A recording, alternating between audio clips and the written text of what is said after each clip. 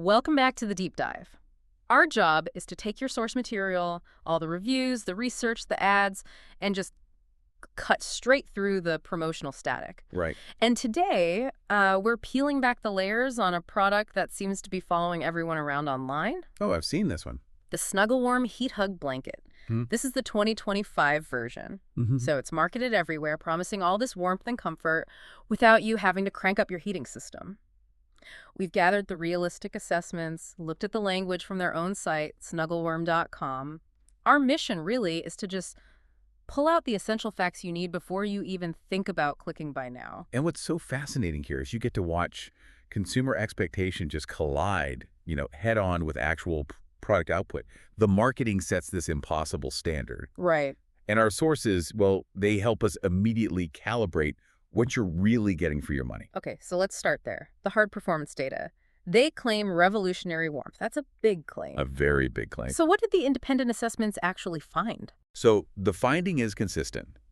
The blanket does generate warmth, absolutely, but the level is always described as moderate. Moderate. Okay, so think supplemental heat. It's not a powerhouse. Exactly. If you're trying to, keep your pipes from freezing in some Arctic blast, this is not your solution. Right. And that limitation is just crucial. The sources are explicit that while it's great for knocking the chill back when you're on the couch, you just cannot view it as a replacement for a real room heater or for protection against severe cold. That distinction, that really shapes whether the purchase is a success for you or, a disappointment. And what about the feel of it, the fabric?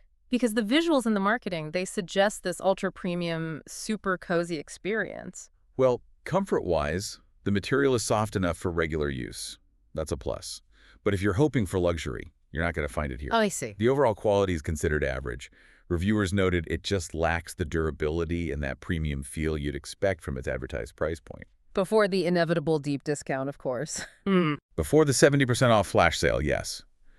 And if we connect this, this moderate performance to the bigger picture, the marketing strategy itself becomes the real deep dive here. Okay. The website, it aggressively uses this strong promotional language, revolutionary heat solution, and it's all alongside heavy, fleeting discounts and those urgency offers we all know. Ah, yes.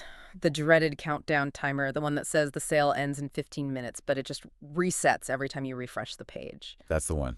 But isn't that just standard practice for e-commerce now? Why is it a particular red flag here? Because the language exaggerates the product's core function to manipulate its perceived value. The source material, it avoids calling it a complete scam because it does provide basic warmth, but it flat out calls the promotional labeling misleading. So it's in that gray area. A very difficult middle ground. It's a functional product, but it's sold with these aggressive tactics that are usually reserved for, far superior or sometimes even non-existent items. So for you, the curious buyer, understanding this realistic delivery is really the key. You're not buying a technological marvel. Not at all. You're buying a moderately warm, average quality blanket that's been packaged and promoted very, very aggressively. It's about buying the product, not the promise. And that synthesis is exactly why we do this.